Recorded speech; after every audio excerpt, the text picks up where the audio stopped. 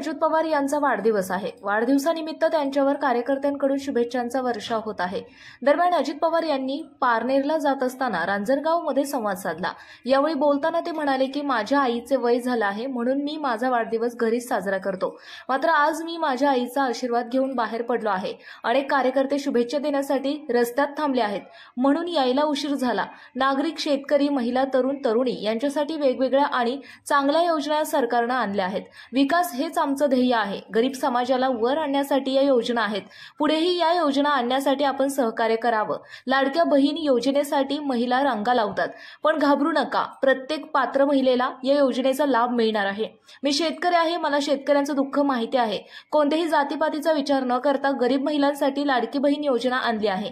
गरीब महिलांना सक्षम करण्यासाठी ही योजना आहे। तुम्ही मला कायम निवडून द्या, मी अनेक योजना आणेल। हा चुनावी जुमला नाही, हा अजित पवार यांचा वादा आहे, असं अजित पवार यांनी म्हटलं आहे।